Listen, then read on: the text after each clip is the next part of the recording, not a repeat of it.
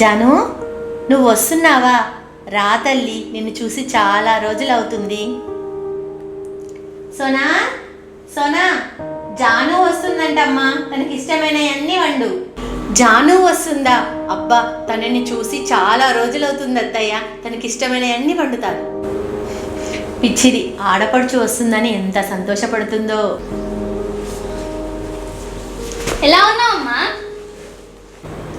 బాగున్నాను తల్లి, నువ్వెలా ఉన్నావు? నేను కూడా బాగున్నానమ్మా.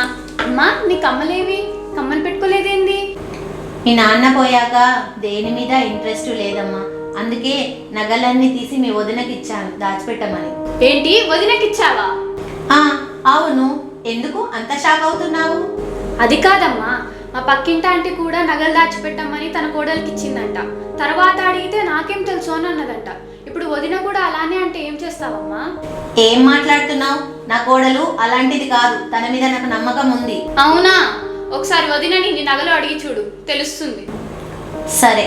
సోనా, సోనా, ఒకసారి నా నగల బాక్స్ ఇటు తీసుకురా అమ్మా. ఇదిగోండి అత్తయ్య, అన్ని నగలు ఉన్నాయో లేదో చూసుకోండి. అన్ని నగలు ఉన్నాయి తల్లి. ఇందులో నుండి నీకు నచ్చింది ఒక నగ తీసుకో. నాకెందుకు అత్తయ్య ఈ నగలు? నాకు ఈ నగల మీద ఎలాంటి ఆశ లేదు. మీరు నన్ను నమ్మి నాకు నగలు ఇచ్చారు చూడండి, ఆ నమ్మకం చాలా అత్తయ్య నాకు. అత్తయ్య, వంట రెడీ అయ్యింది అత్తయ్య, త్వరగా రండి. వస్తున్నాము, పద సోనా. నువ్వు కూడా రాజాను, అన్నీ నీకు ఇష్టమైనవే చేశాను. చూసావా జాను, ఇప్పటికైనా మీ వదిన ఎలాంటిదో నీకు అర్థమైందా? నేను నగలు నువ్వు చెప్పావని అడగలేదు.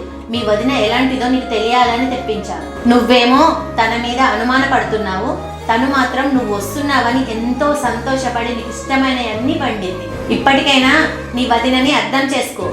సారీ అమ్మా, వదినని తప్పుగా అర్థం చేసుకున్నాను. సరే పద, మీ వదిన ఎదురు చూస్తుంది.